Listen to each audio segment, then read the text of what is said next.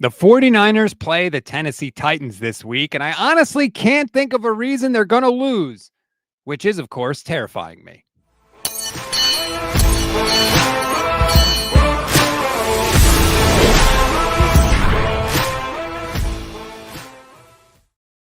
What is good, everybody? Welcome to the Gold Standard Podcast, part of the Pro Football Insiders. I'm Rob Stats Guerrera. That man is Levin Black. That Christmas sweater is fantastic.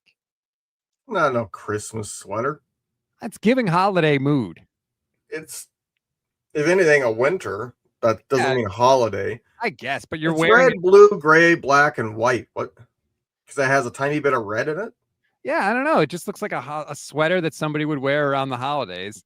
How dare you? I know. Sorry. What a terrible thing for me to observe here on a Wednesday. We're coming to you a little earlier than normal this week, so Shanahan has not had his weekly press conference. That's coming up in a couple hours from now. 404 error page not found says that's 100% a Christmas time sweater. It's really not. Believe me, I don't have Christmas sweaters. At BTL with Tony, YouTube channel member. Thank you, Tony. Says, hey, look, it's two guys who are younger than Phil Rivers. Yeah. For the next, I would say 2 to 3 years, we still can cling to there's a player older than us in the NFL. Here in another 2 years, probably will not be the case. Well, not only that, but the dream is still alive, right? There's still time for me to make it to the NFL. Yeah. Joseph Ernberg says, hope you're doing good, Rob. Thank you, Joseph. I appreciate it. I am. What about me, Joseph? No, we don't care about you. I've been better, but we're working on it. So thank you. Appreciate all the kind words from everybody. I did a show with Vish on Monday. I did the show with Steph yesterday. And I find myself not talking a lot about this Titans game, 11. And I'm like, well, what are we going to say? And the Titans are terrible. But now, I started to dive into it today. I was like, all right, well, let me see where the Titans rank in their offense and defense and all this stuff. And shocker, it's at the bottom of the league. That's why they stink, right? But the more I dug into it and the more I saw the rankings of where they are, for example, Tennessee, 26th in yards, 29th in points. The more I saw how low the rankings were, the more nervous I got, which, shocker, the guy with anxiety issues is getting nervous at random things. But that's where I am right now with this game. The Niners should mop the floor with these guys. I mean, the Titans' problem is their offensive line. Cam Ward has been running for his life. It's close to a David Carr type Houston for you older people that can actually remember that at this point, because that's now, 22 years ago? Jesus. That's it. I feel like it feels like 2003, I think, is when they came out, right? Cam Ward has been sacked 49 times in 13 games. That leads the NFL. Oh, God. I just had a definite old man thought. There are kids in the NFL now that were born post-Houston Texans expansion. Their entire life, the Texans have been an NFL team, and they probably do not realize, that team was not a thing for most people. We are old. At Niner Faithful 8080 says, I guess you could say Rob finally remembered the Titans today. Stop. I don't know who started the pun thing on the show. I feel like it was you because I blame you for all things. Of course, puns. I would never. Vish on Monday was doing Lynch pun. No pun. I hate puns. Yeah, but you hate pie too. So your opinion is not valid. I see. So let me ask you this, since we're talking about Cam Ward sacks. Do you think the 49ers, the team that, let's be honest, basically never sacks anybody, do you think we're actually going to see some defensive pressure on Sunday? There'll be some pressure. I mean, they did just have 3-4 sacks in the last game? So long ago now, I can't remember. I know. I start to lose, I get out of bye week and I get into the next week where you start prepping for a game, and I feel like the meme of Robin Williams returning in Jumanji, where he's like, "What year is it?" But yeah, I think they'll get some pressure. I think they shouldn't have too much of an issue. I think part of the bigger thing for me is the Niners offense should be able to do what they want. So it doesn't really matter too much what the defense does, because the Titans don't have a good enough offense to put up 30 plus. And if the Niners don't put up 30 plus on offense, the only way I can see that is because they had like 4 drives of 8+ minutes where they just ran and then ran again and then ran again and just churned that clock. Purdy has averaged in his games 25 points per game, but that's a little inflated because don't forget they dropped 41 on the Cardinals. So if you take that out, he's down around the, what was it, 21 points a game. So yeah, the Cardinals game is bumping it up a little. But I have to say, I have higher expectations for the offense coming out of the bye because, like we've always talked about, Kyle is good with information and he has had more time than ever. I mean, this has to be, first of all, the latest bye in a season that Shanahan has ever had because you can't have, this is the last week was the last week of buys. So this is the most information he has ever had to study other teams, to study himself, to study how teams have played the Niners to this point. So we know when he gets that information, he's very good at knowing what to do with it and how to use it to his advantage. And now he has more of it than ever. So yeah, I know that the competition is ratcheting up. I don't care. I want to see the offense come out and kick ass. They should. This should be an easy game offensively. I think this is going to be a game that Kyle has to weigh. How much do I reveal about my plans post bye week? You know what I mean? I feel like he's probably going to not want to show all his cards if he can get away with it. You know, maybe at halftime he's forced to, but I feel like there's going to be some trick plays and stuff that like he's saving those for a different game. This is going to be a game I think they come out and they just try to run. And as long as the run is working, they're just going to milk that clock, push the ball down the field, get points, knowing that the Titans offense is not going to be able to match them drive for drive. Tennessee is not horrible in terms of rushing yards allowed per game. I was just looking at it. Of course, they don't number them here, but I believe that they are slightly, nope, that's not true either. All right. Oh, well, there we go. They allow 122.5 yards per game. Sorry. I was looking at it up. It's like slightly below average. So it's not like horrible, but let's be honest. Christian McCaffrey gets a week off. God, he's the player more than anybody else that benefits from a bye week. Trent Williams, bye week, he'll get rested up. I think that it's very possible that the run game gets a little rejuvenated. Kittle, I know he hasn't played for a lot, but I'm sure he needed a week off too, and he seems to be like the most important person. I haven't heard anything about Juiced yet. Do we know if he's going to play in the game? He cracked a rib against the Browns. I don't know how long a cracked rib takes to heal, but I assume even if it's a small crack, it takes longer than 2 weeks. I would say it's not worth the risk. He might be able to play, but he plays a position that his job is to go ram into people on purpose. Right. So why risk it? You know, you don't need him for the Titans game. A quick Google search says about 6 weeks, which is great because that's basically the rest of the regular season. And you know he's going to come back before then. Like there's no way Kyle Juszczyk is going to miss the rest of the regular season. But God, can you imagine? First of all, I agree with Rob Dart, who says a cracked rib is so painful. And especially when you have that job, like you just described, that's going to be agony because he's going to get it shot up before every game. And then he's going to smash into people. And then at some point, that pain med is going to wear off and he's going to be in utter misery. And that's why you don't need it. Like, you can make a decision for the Colts game whether or not to try to have him go for the final 3 or save him. Like, I feel like you have options there, and I don't feel like he is so utterly important that it's worth risking him not being there for the playoffs. You know what I mean? Like, let him get to 100%, have him in the playoffs where now you're getting kind of powered up come playoffs. Let him sit for however long. From what I know of rib injuries, they vary wildly.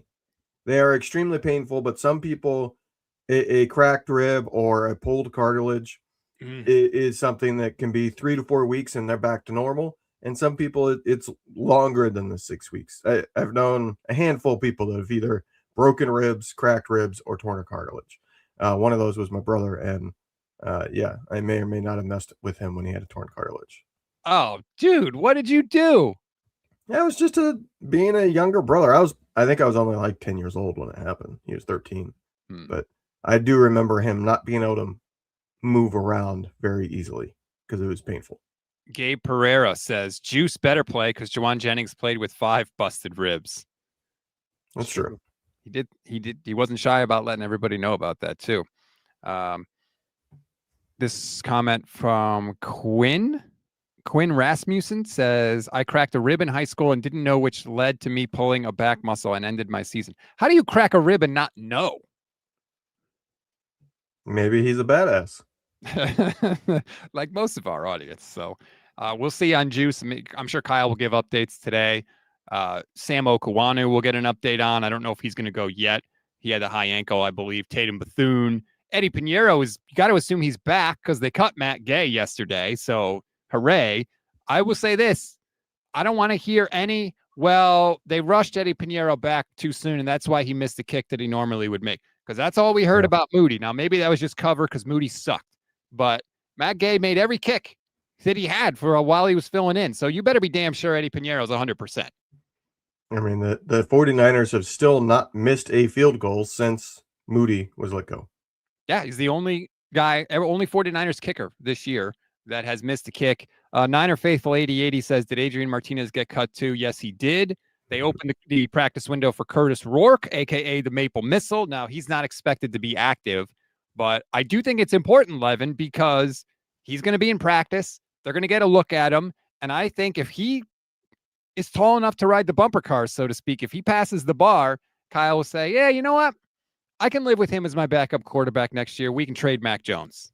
Yeah, and I think that's part of why his practice window has been opened up. Yep. Is I don't think he'll be activated at all this year. Mm-hmm. I think they're going to open his practice window, get the 2-3 weeks of practice with him, know what he is, and then not activate him and keep him on IR all year, just so that they can see and know, does this guy have what we think we saw in him? And if he does, then yeah, I agree. There's no reason to keep Mac at that point. I That worries me a little bit because there's so many people in history that, yeah, they looked good in practice, and that's the quarterback position. How many highly drafted people looked good at the start and then they got into a game, sucked, confidence got shot, and never got it back? So it would worry me a little bit, but I would at least get it in those circumstances. If he was never activated, never practiced, and they went around and traded Mac Jones for, a second round or worse, that's when I would take issue. I'm going to say this name wrong, so I apologize. Zarjanks, YouTube channel member. I can't remember your name. They changed the friggin' screen names when people comment now, and it drives me crazy because I know you watch the show all the time, and I apologize for not remembering your name, but says we need 4 active quarterbacks for the NFC title game. He's not wrong. But you know what? We'll cross that bridge when we get to it. I think Martinez will be back. That would be my guess, is that Rourke's going to get these practice window, not actually get activated. They bring Martinez back to serve as the third quarterback. I think he got. Did he get scooped up by somebody? I did not see if he did or not, I guess. Yeah, the Jets. See the headline. Apparently. So a few Jets. So maybe Rourke does then get activated because they need a third quarterback. We hardly knew ye. Antonio, YouTube channel member for 29 months. Thank you so much, Antonio. I appreciate that. Says Eddie MV Pinheiro. I agree. I think he's been one of the most valuable 49ers. The combination of the Niners not missing field goals and Niners opponents missing more field goals than anybody has been a massive swing this year compared to last year. That's what I say. You hear that, Jay? Kicking matters. No, it does, though. That I've always, and we've talked about this before, I've always said I don't understand why kicking is so undervalued by NFL players. I feel like it's arrogance of these, former football brutes and jocks going, that's a kicker, and they don't want to get involved. Not a real football player type of mentality spilling over into coaching when there's arguably no player other than quarterback that affects your win-loss more, because they score more points than anybody else on the team. Everybody else. Like, if they miss, let's say, 6 kicks a year, that a great kicker wouldn't. You can get by in the NFL missing 6 kicks if you have 30 attempts. That gets you somewhere in the 80% make. But those 6 kicks are more than a point per game. What other position other than quarterback is affecting play a full point per game? And then you add in that in any given game, it's not just 1 point that matters. That last second field goal, having somebody that's capable of handling it and making it, matters so much. You add in, if you got a guy that has a long leg and can hit 60-plus yard field goals, the field shrinks for you. It's a massive difference. I don't understand all the way going down to college. I've talked about that before. Almost nobody spends time recruiting. The best kickers in the country don't ever get an opportunity in college, and thus they don't get an opportunity in the NFL. They never get developed. There are kickers out there, I guarantee, that could be phenomenal kickers in the NFL that at the high school level, no college coach ever cared to deal with recruiting them or seeing them or having any clue that they existed because they ignore kicking. I just don't get it because it's so massively important. I have learned that you love talking about kicking. Like, you love it. And usually when we talk about kicking, you talk about your kicking experience, which you didn't bring up this time, but I do appreciate it.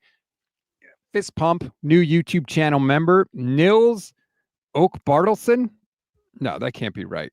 I know I'm saying that wrong, but I appreciate it nonetheless. Thank you. We appreciate all our YouTube channel members. Sign up. It's less than $3 a month. You get custom emojis, membership badges, priority comment response as well. People are calling for the kicker update music. I don't have it ready. Oh, bye week and he falls apart. Kicker update. I got to tell you, of all the dumb ideas I have had, that may be the dumbest, and I've gotten more mileage out of that freaking thing. I used it in 49ers and 5 this morning. It's like every show. I completely disagree. The dumbest is hiring me. Well, yeah, you're welcome. See, I throw you a dime there, set you up. Yeah, that was a pity. The pity joke. And your reaction was, well, like, you already made the joke. What am I gonna say? You gotta one up it. You gotta add to it. Jeez, you have lost it during the bye week. Well, I'll get back on track. Do you think that there is any chance that this is a trap game for the 49ers? That they come out flat, that they beat the Browns, they're riding high, they're feeling good after their bye week, and they just come out and lay an egg? Is it possible they look like a trap game? Yeah. Are the Titans bad enough that the Niners can play this like a trap game for 3 quarters and then still end up winning? Yeah. So, if they lose this game, they should be absolutely destroyed. You know what I mean? Like, everybody should be. The national media should be, putting the spotlight on them, saying, how can you do this? All these things. Because this is the scenario. And we'll get into some of this a little bit more later during some hot takes. But hey, now. The Rams and Lions play this week. So the scenario is, if the Rams do what they should, the Niners win, they got essentially a 3-game lead with 3 games to go on the Lions. Yeah, the Lions are almost cooked. Yeah. They could get fully cooked this week. Like that is take care of business against the Titans. And no matter what happens in that game, you get an improvement, right? It's another week of guaranteed improvement, because if assuming the 49ers win, if the Lions lose, all right, the Lions are essentially eliminated from being able to pass the 49ers, which all but punches the 49ers tickets, or the Lions win and the Rams fall behind the 49ers in the standings. Because of the tiebreakers. Division record. Yeah, the Niners would be 4-1 in the division, and the Rams are only 3-1. Yep. The Lions are I think the Lions are better than their record, but I think the Rams are going to smoke them. The Rams are, The Rams should, but if the Rams lose this game, that means Green Bay takes over the number 1 seed, but you got a 3-way tie for the NFC, assuming Seattle also takes care of business. Which I forget who they play, but I remember it being easy. Maybe Atlanta. Somebody easy. The Colts. Phillip Rivers and the Colts, baby. Oh, That's why I think it's easy because, yeah, that became a lot more easy. Let's just talk about that real quick. First of all, Philip Rivers came to the podium today and it was like going back in time. I was like, is Yeah. this real? And he gets up there and he's dadgummit and he's just being Philip Rivers. What do you think we're going to see from him? Remember, this is so weird A because train wreck. you think it's going to be bad? It was bad the last time he played 5 years ago. His So arm. I don't think it's going to go well. I kind of chuckled because, one, what took 5 years for this opportunity? Like, he didn't work out with anybody else the last couple of years. Like, nobody knew he was still trying to play. A part of me in the back of my mind wonders if he doesn't want to go in the Hall of Fame with Drew Brees, the guy that he was drafted to replace, and all this. You know what I mean? Like, they're in the same. They're both going to be. We don't know who's in the Hall of Fame yet, but they're both eligible for the first time this season. And Drew Brees is definitely getting in this year. Philip Rivers was a little bit more of a debate. If he takes a single snap, he would have to his clock reset. If he's on an active roster. Oh, it's only on an active roster? Yes. Right now he's on the practice squad. If he goes to the active roster, that resets because now he's titled to a true paycheck game check because he's on the active roster during the game. Oh man, that would be a level of pettiness that, you know what, I would almost respect. Like, okay, Philip. And it's funny, I loved this because the news happened and my son is into the NFL and I said, hey, Thomas, the Colts signed Philip Rivers. And of course his response was, who?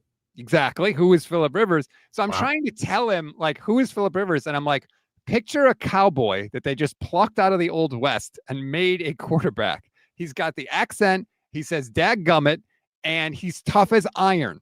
And I told him, I said, he played an AFC championship game with a torn ACL. And he was like, what? I was like, yeah, this guy was a maniac out there and he talks trash. So then we went to YouTube and I just put in Philip Rivers trash talk and we got to see Philip Rivers just getting everybody mad at him. He's also the least clutch quarterback of all time.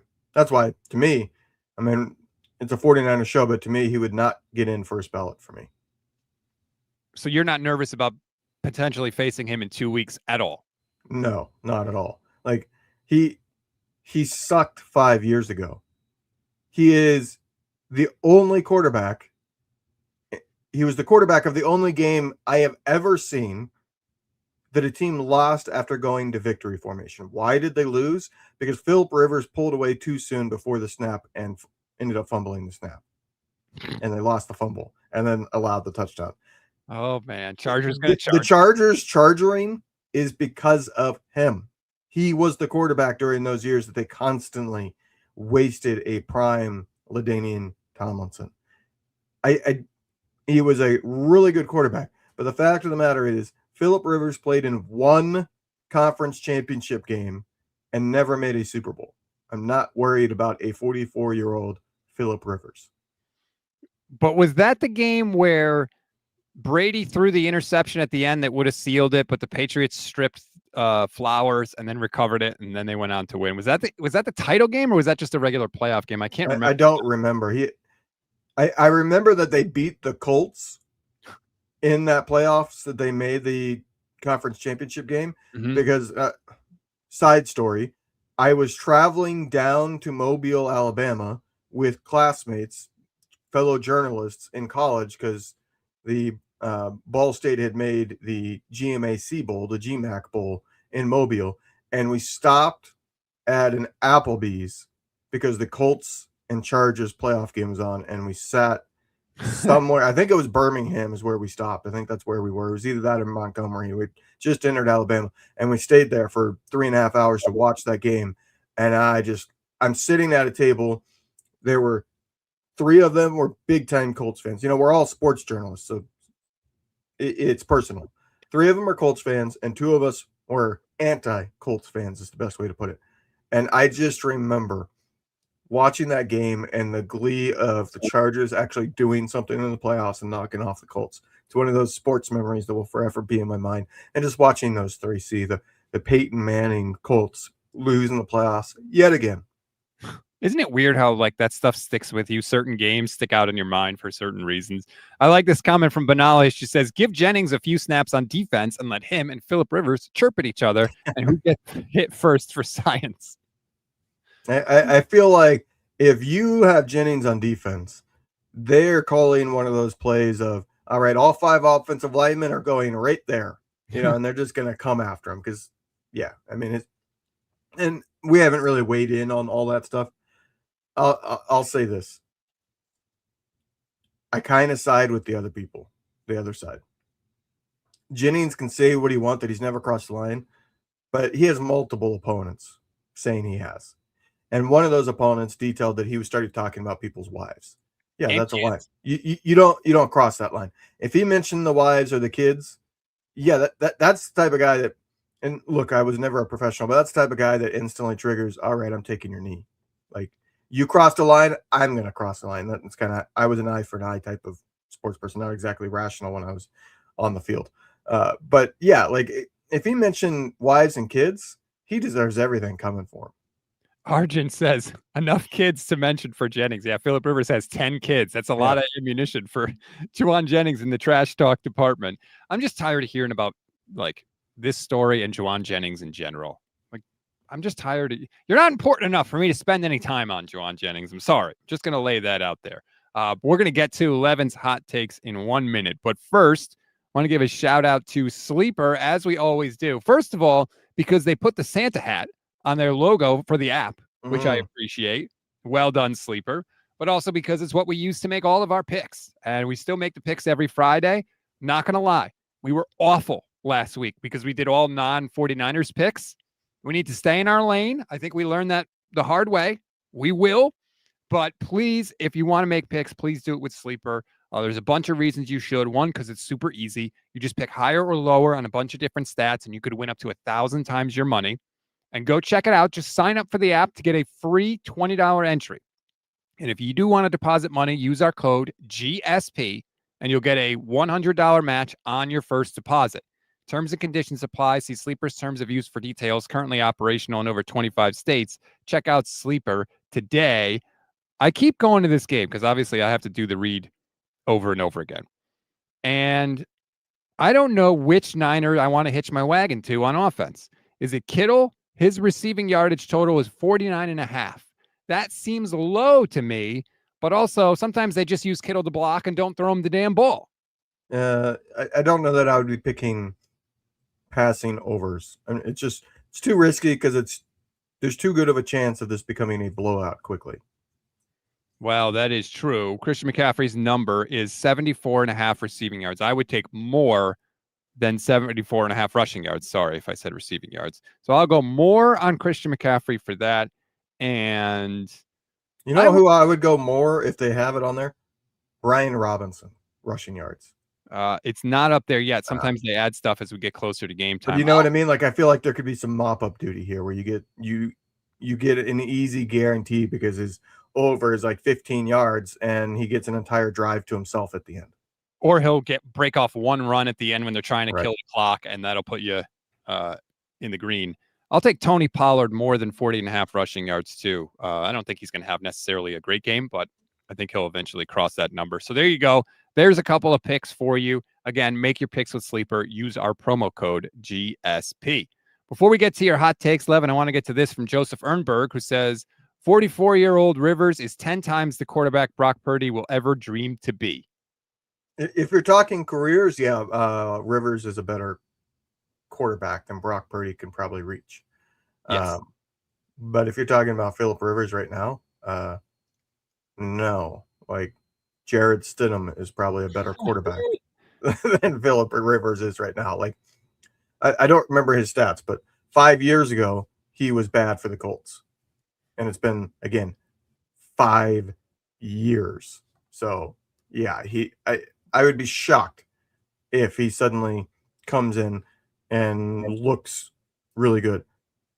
I guess he wasn't as bad as it's the second to last year with the Chargers combined with it's kind of like a Ben Roethlisberger final year. The overall numbers looked good, but I remember watching those games going, holy crap, this guy can't move. Yeah, wow. His numbers do look good. 4,100 yards, 24 touchdowns, 11 interceptions, and he went 11-5 for Indianapolis that year, half a decade ago. And by the way, Phillip Rivers is 7th all time in passing yards. He's actually barely ahead of Matt Stafford. Stafford's probably going to pass him. I think that's the reason he came back, because he's trying to hold off Matt Stafford, damn it. But no, I don't think Brock Purdy is going to be 7th all time in passing yards by the time he finishes his career. No. Like, if he gets to the top 20, I would be surprised. He is not the type of quarterback that's going to still be capable of playing at a high level at 36, 37, 38, because the moment his arm loses something, it's no longer good enough. It's weird, though, because like some guys never lose the arm. Like I remember watching Dan Marino in a flag football game like years after he retired, just ripping the ball like down the field, no problem. Some dudes never lose it, but some dudes, it falls off a cliff. Like literally, Drew Brees said he is incapable of throwing a football with his right arm. When he throws a football with his kids, he has to throw lefty. Yeah, well, I mean, that's injury related. That's why his shoulders and his elbows are toast. That's why Drew Brees had to retire. I don't think Brees would probably still be trying to play if it was not for that. Yeah, and he's going to call the game this week. Yeah, and Vinny Testaverde is the quarterback I always think of. He was like the first 40-year-old. I mean, other than obviously George Blanda, technically, but he came out of retirement and he had like one great game and then just fell off a cliff. But in the moment of that great game, I just remember it being like the thing everybody was talking about. And I actually remember him talking about it. How did he keep his arm strength and all that up? And he said that he throws 500 every single day. He will rip 500 passes every. He said he has like the old fashioned tire. Nice. Like I remember this interview. It's one of those things, again, an interview that just stuck in my mind from 98, 99. I forget when he came out exactly, but yeah, he would throw 500 passes through a tire swing, trying to get it through the opening, and that's how he kept it. It's like the pitcher, you know what I mean? There's two different philosophies: save the arm, don't put it through too much rigorous, and then there's the one guy that's just like, no, I'm throwing an entire season's worth of throws every single day, and my arm will never die. Right, like George Burns smoking cigars every day of his life and living to be 100 years old. Like, whatever, man, whatever works for you. Okay, 32 minutes in, it's time. Levin's Hot Takes.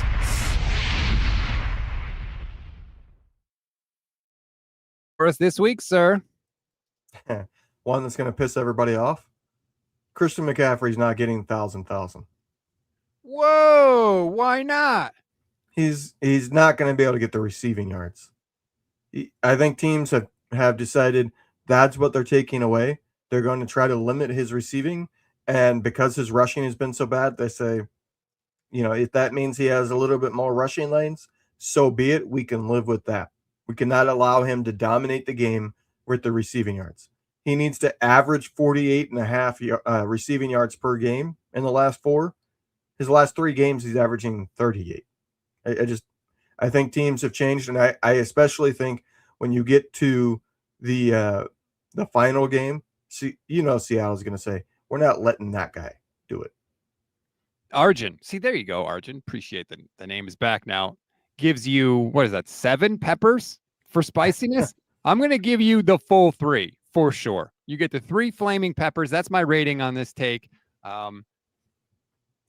If he can't be the receiving threat that he once was, that could be scary. But we know that Kyle will see that, and he's going to say, all right, if they're going to focus all that attention on Christian McCaffrey as a receiver, that's going to open it up for Pearsall or Kittle or Jennings, unfortunately, but somebody. Yeah, I don't think it's a case of, the 49ers offense is going to fall apart. It's teams are going, and I think it should have happened, honestly, many, many weeks ago, months ago. They're going to look, and you've seen it the last 3 weeks. I mean, he had like 21 receiving yards. I think it was the last game. Teams are going to say, if we allow Christian McCaffrey to control this game with his receiving, we don't have a chance at winning, or we don't have a chance of stopping that offense, rather. if we take away the receiving, we're forcing a lesser and definitely less guaranteed person to do it, because the dump off to Christian McCaffrey is a near guarantee. I think he's catching like 88% of his targets this season, something like that. Like you just can't allow them that easy. You want to have Brock Purdy throw 20 yards down the field. I would rather that than allow them the easy dump off for 8 to 10 yards every single time. It's a matter of make them take a bigger risk, because if you're giving Christian McCaffrey the dump off, you're giving them something that's virtually guaranteed. If Christian McCaffrey does, kind of tails off from a receiving yardage standpoint, how big a deal is that for the 49ers? Earlier this year, I would have said it was massive. With Mac Jones in there, I would have said it was, the death knell for the offense. With Brock back, I do feel a little better about that. Do you agree? Yeah. I don't think it's as big of a deal, because I think in this scenario, the reason that it's falling off is that the defenses are selling out to make sure he can't get a reception. They're taking one player out of the defense and saying, you're spying that guy and following him, which is, we did see that some couple weeks ago. I think that's fine. You want to do that. The rest of the offense is capable of punishing you for it. And that's kind of you're taking this away, but because you take this away, we're going to do that, and the offense isn't going to miss a beat. All right. You know what? Coming off a bye week, coming off a win off a bye week, I had low expectations for the hot takes. Respect. That was good. That is a 3-pepper, fully spicy hot take. What else you got? I got the 49ers will have locked playoffs in 2 weeks, because I think they're winning the next 2 games, and I think the Lions are losing at least one. And if that happens, the Niners have essentially locked playoffs, because it would be impossible for the Lions to have a better record, and they will not be able to win the tiebreak, which means the Niners cannot be knocked out of the playoffs. So wait, are you saying that they will officially clinch or essentially clinch? Essentially clinch, because I think technically the Cowboys could still be there. I could see the Cowboys winning the next 2 games, although I think it's doubtful. They may clinch, but I think it will be something that, like, we all know they're in the playoffs, because the chances of the Niners losing both games, the other team winning both games, and some crazy change in tiebreakers where it gets flipped is next to 0. Levin's tepid takes. This is as bad as the other one was good. Really? 2-game win streak is bad? In 2 weeks, the 49ers will essentially have clinched a playoff spot. So, in other words, in 2 weeks, nothing will happen. Because if it's not official, if you're not saying it's official, then I don't care about your take. Official, as long as there's still a technical possibility of a tiebreak, even if that tiebreak is completely run away and, 100-point differential would have to change or anything like that. I'm trying to look, because obviously Detroit, Chicago, those are teams that we're interested in. And then whatever happens in the NFC South, because whoever is not in first place between the Bucs and the Panthers are going to be in that mix. Trying to see, the Bucs still have 1, 2, 3 games against the NFC on their schedule. Right now, Tampa is 5-4 in conference. If they won all those, they would only have 8. The Niners have 8 right now. Could be a thing, but I don't know who to root for between the Bucs and the Panthers. The Niners lost to the Bucs, and they beat the Panthers, even though they played horribly. I don't think that division matters. Well, only just because it's just one of the teams that eventually is going to be in the wild card mix. But Carolina's only has 7 wins right now. So does Tampa. So the Niners already have 9. So yeah, I don't think they're in the wild card mix. It's win that division or you're not making playoffs. And then other teams, Chicago, obviously. I don't know what the hell to make of the Bears. The Bears can lose the next 2 weeks, and the Niners still wouldn't have mathematically been able to eliminate them. The Lions are the team that they can essentially mathematically eliminate them, because they'll have a 2-game lead on them in record, and they own all the tiebreaks. But I think in that scenario, the NFL will not make it a lock, even though it is locked, because the Lions don't have the capability of surpassing them in tiebreak. I was trying to see the playoff clinching scenarios, but I can't find them right now. But I was not impressed with that last take. That was not a spicy take by you. Well, then you might not like this next one. Oh, I didn't know you had 3. Good. What do Yeah, you got? I got one more. I got the last 2 weeks. It will not be about the Niners. Ooh, will they make the playoffs? It will be, can they get the 1 seed? It will be all about the 1 seed because I think the Rams will probably lose at some point, and I think that final game, the Niners will be going into Seattle with a chance at the 1 seed. Now, it might be that chance is the Rams have not lost yet. I think the Rams are going to lose prior to the final week. But I think the final week of the season, the Niners will still have the 1 seed at play. And it will be the storyline of the final week will be who the heck is the 1 seed? Which NFC West team is it? Because all 3 have a chance at it. I can't give you a 1 for this. I'm giving you a 2 pepper spiciness for this because the Niners need some help. So you're not only predicting the Niners are going to win, but you're also predicting other things. So I have to give you 2 peppers for this one. If the Niners win out the rest of the way, I think they have a 65% chance to get the number 1 seed. But like you said, they're going to need help, particularly from the Rams. The Rams have the Lions, Seahawks, Falcons, and Cardinals.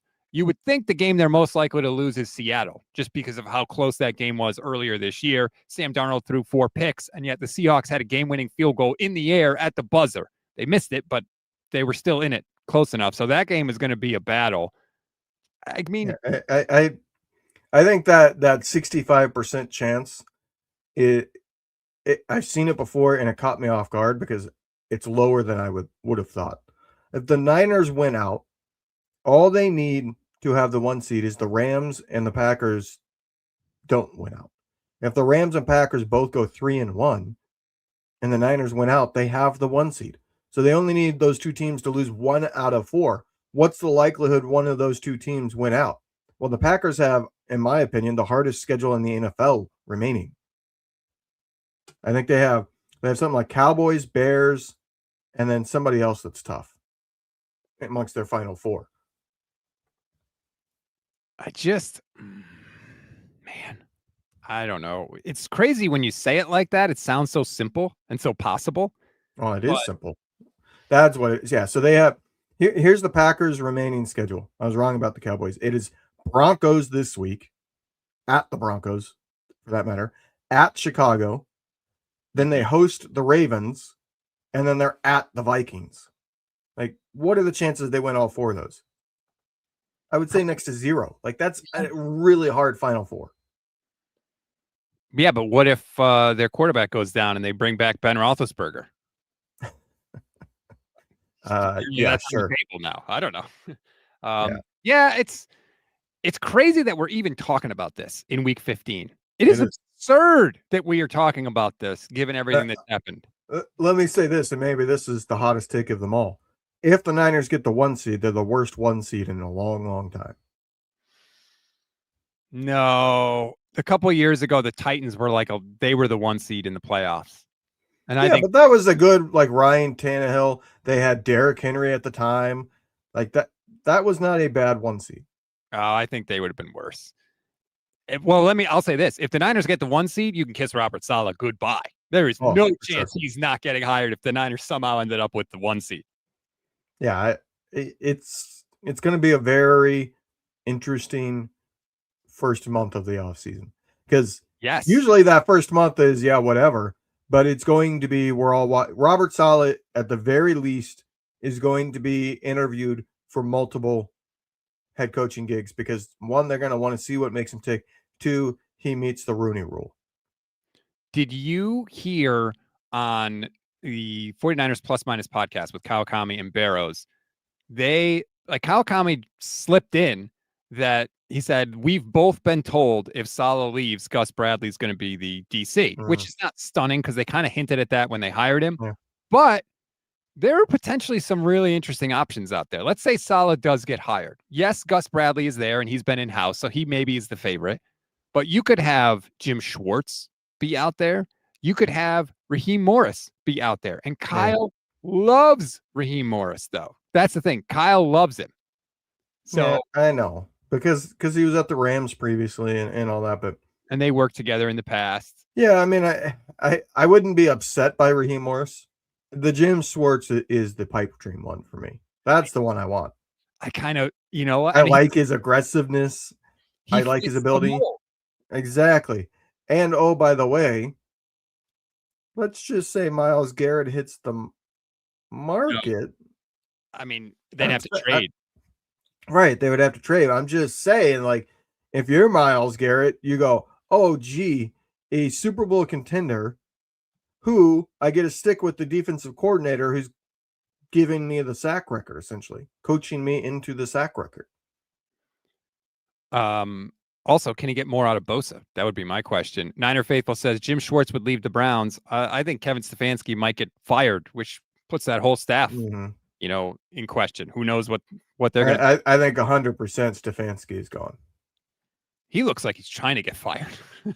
He like stuff. 2-time coach of the year, Kevin Stefanski. I know, but even with like some of the things that they've done, Stefanski has weird quotes in the media, and he's had bad play calling. Like I've been somewhat following it just because the Sanders aspect interests me, so I've been going and reading their articles, and his play calling and his quotes, they're just weird.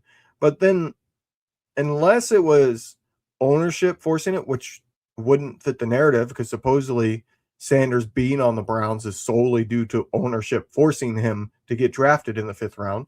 But anybody clear as day can see Sanders is miles ahead of Dylan Gabriel. So even his handling of that whole situation and who to play and who not to play, it is just weird. Like, it's gone from, yeah, we're forced to start him. He's not guaranteed the next start. He's guaranteed the next start, to now he's starting the rest of the season. You know what I mean? It's just like, God, it was like you were wrong. You doubled down. You hedged your bets. Okay, now I finally changed my tune. Dysfunction from the Browns? No. Really? Yeah. I do think he'll get fired, and it will be interesting to see where he lands as an offensive coordinator. Yeah.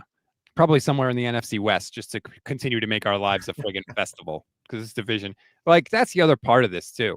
Look at the other standings around the NFC. The Niners would be leading the NFC East right now. They'd be right up there competing for the NFC North. They'd be leading the NFC South, but only in the friggin' NFC West with the Rams and the Seahawks do we find ourselves in 3rd place. Yeah, it is what it is. I don't have any delusions of actually getting the 1 seed. I can't. I'll believe it when I see it. Well, you just spent the past 10 minutes pumping me up about it. I know. I think they will certainly be going in with the like the final 2 weeks will be about who's getting the 1 seed out of these teams. It will be, I think, the Packers and the 3 NFC West teams. I think that's what the final 2 weeks will be about in terms of narrative in the NFC, because I think the wild card will be essentially decided because the Lions will be all but eliminated. The only way that there's still talk about the wild card, in my opinion, will be Lions versus Bears, because they've played in the final week, so the Bears kind of need a 2-game lead on them. I'm not sure that they get that. I see this comment from Charlie Sasserman, who says, what happened to Jacob Cowing? Did his hamstring explode? No, he's fully healthy. They just don't have a roster spot for him, so they're keeping him where he is. By the way, speaking of narrative, right now I feel like the national narrative on the 49ers is they've done a hell of a job, great record, probably a playoff team, but that's about it. But, Levin, Niners win again. They get to 10-4. Going up against the Colts team with Phillip Rivers. Maybe Phillip Rivers looks awful this week, so people are like, hey, the Niners are probably going to win that game. When do you think the national narrative when do you think the national narrative about the 49ers will flip? It will be, depending on what happens this week, it could be this week. I think if the Rams lose or the Seahawks lose, that will kind of change a little bit. But I think it's really, if they beat the Colts, they're sitting there with 11 wins. Like I said, they'll be all but locked for the playoffs at that point. So then the attention turns to, well, hold on, this division is still not decided at that point. I think it's really 2 weeks from now, unless somehow both the Seahawks and the Rams lose this week and now they're all tied and the Niners flip and take over the lead in that scenario. That would be the only way I think it comes this week. I think it's probably 2 weeks away if the Niners take care of business. Cool Breeze 10 says, we're playing with house money. I'm not worried about seeding. The Niners have always been road warriors. San Francisco is 6-2 on the road this year and 3-2 at home. Now, again, schedule, all that stuff. I get it. I get all the caveats, but it ain't easy to win on the road. I don't care who you're playing. And the Niners have as many road wins as anybody in the AFC. Well, if you want to, I kind of hinted at this a couple of weeks ago that you could go into that final week where the Rams have locked up the division, like they didn't lose or all but locked up because they're playing the Cardinals. And the Seahawks are facing a scenario with the 49ers where both teams prefer to lose. Like I could see that because if I'm the 49ers, I know what the records are, but the one team I don't want to go visit and play is Tampa Bay amongst the division teams. I don't want to go. You want to have Baker. You want to play Baker in the playoffs when he's at home. They already lost to them this season. Like that's what I don't want. I do not want to go to Tampa Bay, long trip, all of that. Like I would rather go face, even though I don't like the matchup, I would rather go to Philly because Philly has all kinds of dysfunction. They are not unified. So if you have a good start to that game, I think they fall apart. Now, I will say this, no Brock Purdy in that Tampa Bay game, no George Kittle in that Tampa Bay game, no Ricky Pearsall in that Tampa Bay game. So maybe that looks different. I know Tampa was missing people too. I want to make sure I say that. Philly has the ability to completely just self-destruct. So as scary as it would be because that defense is really good and their offense can be really good, but they can also be completely inoperable. That game on Monday, God, it was pathetic what was happening. As bad as Jimmy Garoppolo was, Levin, he never committed 2 turnovers on one play. Yeah. Jalen Hurts' overall numbers for the season do not tell the story. He went into that game with 17 touchdowns to 2 interceptions. Now, he came out of the game with 6 interceptions, plus another fumble loss, but there is something disconnected in terms of Jalen Hurts and the rest of that team. They're not on the same page. I don't know if it's Jalen Hurts won his Super Bowl and he's coasting this year. I don't know what it is, but Jalen Hurts does not look the same. When you watch their games, it just does not look the same. He does not look the same. They hate each other. Seems like what the problem is. But yes, they have an ability to self-destruct. The Rams, I give the Niners a shot against the Rams because they are the Rams, and the Niners have shown that they got whooped in the second meeting, but they usually play well against the Rams. That's what's going to make the rest of this season so fun. Like, they have a legitimate puncher's chance against everybody. Everybody in the league. I know Seattle looks really good. I know they've been playing better since week 1. Whatever. It's a division game. They have a puncher's chance against anybody the rest of the way. So, I think when we go back and we think of 2019, we think of like, oh, the Niners are this great team. But the Niners were 4-12 the year before. Nobody was picking the Niners to go to the Super Bowl that year except me, who did and won a lot of money. That's kind of what this year is like. Every year in 2019, it was like, are they really going to do this? Can we really keep this going? And that's kind of what this year feels like. Yeah, but I mean, it's for different reasons. 2019, it was we didn't know what the team was capable. This team, while they were capable of other things, but people got hurt and now they're not capable. But then they keep winning, so then you go, yeah, well, hold on. But I do. I mean, I will probably have a hot take somewhere down the road, but I don't know that I would be picking the Niners in the playoffs. I don't think you play a top team. That's when the talent really starts to matter. When you don't have a pass rush, that's a major problem in the playoffs. I mean, it's a major problem now. They don't. It's a scary weakness, right? Every team has weaknesses, but that's a really bad one if you're the 49ers. But they keep finding a way, man. It's wild, especially if they could start to get some more turnovers. They've started to recently. I think they have 3 straight weeks with at least 2 turnovers forced. Yeah. So that is a huge factor as well, because their defense is not good enough to consistently stop the elite teams again and again and again without turnovers. So that is going to be a major factor. But if they keep getting the special teams play that they've been getting with the returns from Sky Moore, it's going to be fun. That's all I'll say. And I do feel like this is sort of a house money year, particularly after all the injuries. So I'm just going to like buckle up and let's go, man. You know, if you want to talk about the value of special teams, the Niners might be one of the best examples of that this season. Because if you go look, it's a really interesting thing. I noticed it during the bye week. If you look at average drives, the Niners and their opponents are almost identical. The Niners, in terms of yards, time of possession, their average drives are nearly identical. What's different is the average number of points on those drives. And that's got to be because of field position. If they're both averaging, I think it's like 3 minutes and 20 seconds. I think it's like 3:20 and 3:19. They're like almost identical. Possession. Yeah, time of possession per drive. And then they're both averaging somewhere in like the mid to low 30s in terms of yards. So they're like nearly identical, but the points are not identical. It's like something like 0.3 or 0.4 points difference per drive, which obviously if you get 6-7 drives a game, you're talking about, 3-4 points a game. Antonio says, Rob, you said it in 2022 and 2023. Let's just try to enjoy the ride while it lasts. I think you and I were on that train more than anybody else. Like they were smashing people. It was not normal what the 49ers were doing.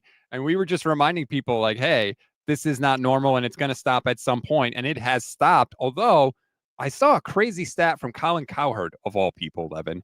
Do you know that the 49ers have 5 wins of 10 or more points since week 7?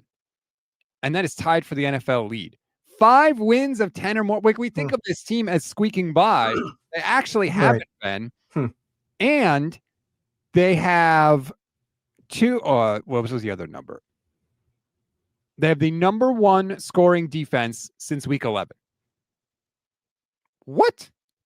Yeah, that one surprises me the most. Right. Like, and again, that blew my mind because Colin Cowherd is not a big stat guy, but he said it on his show. We keep saying what they don't have, who's missing, who's not in the lineup, what they're not capable of. But they have shown that they can do some things. So it's going to be so much fun. Again, I keep saying it. My birthday is wild card weekend. We're going to be watching the 49ers on my birthday. Well, then let's hope for a happy birthday to Rob. That's number right. 41. They can't lose on my birthday. They can't. What would that be? Sure. Look, keep telling yourself that. My life could be at stake here, all right? I got anxiety issues. You can't lose on my birthday. That's a rule. Uh-huh. I'm gonna take us off rails because you mentioned, you heard a crazy thing. I heard what is now my new favorite sports trivia question.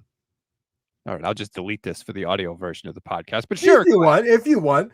But I've always had like what's my favorite, sports trivia question and things. This one it was a random rabbit hole. I was trying to find another grandfather because this whole like Phillip Rivers is Brett Favre. It's like, who's actually gone and done that research? I guarantee nobody's gone to research back in, you know what I mean? Like, you can't tell me that people in the 20s and 30s and 40s, when getting married at 18 and having a kid instantly, didn't have somebody play to like 36, 37 was a grandfather.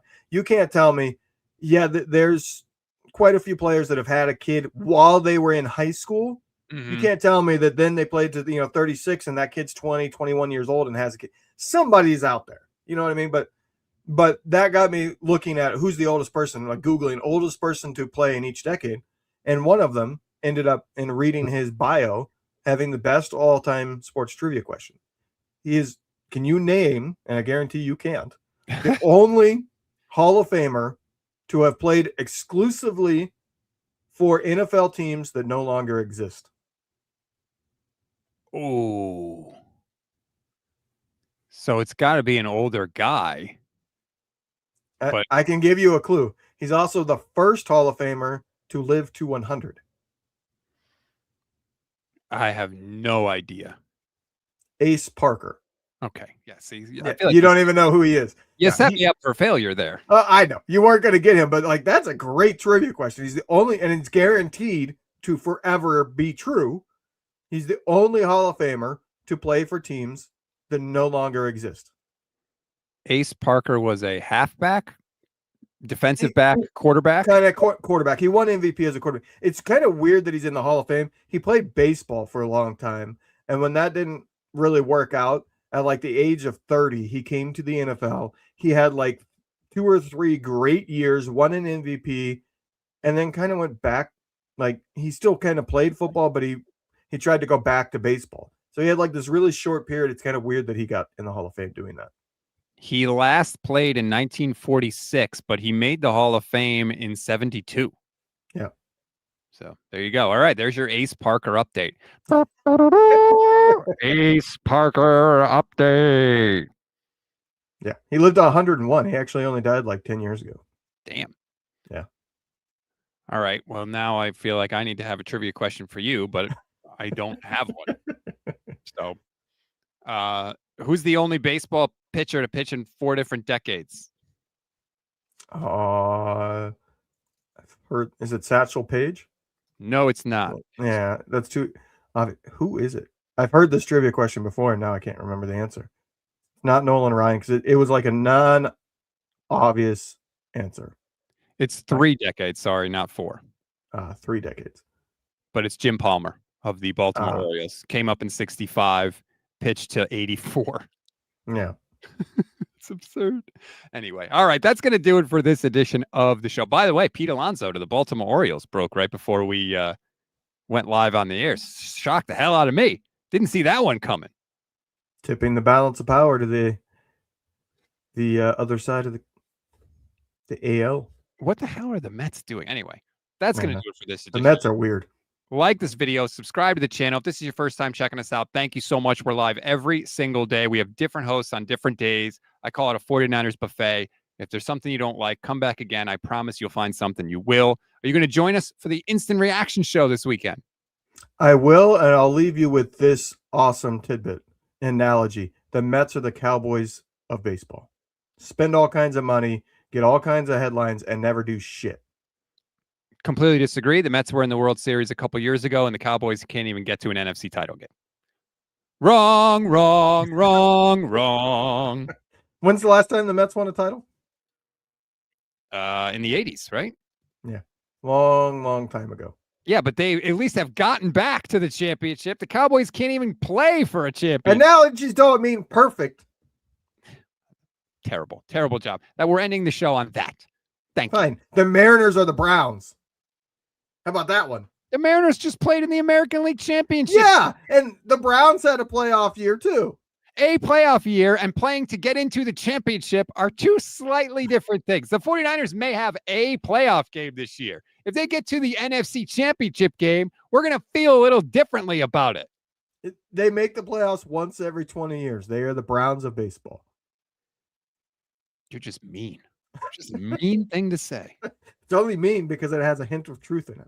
Goodbye.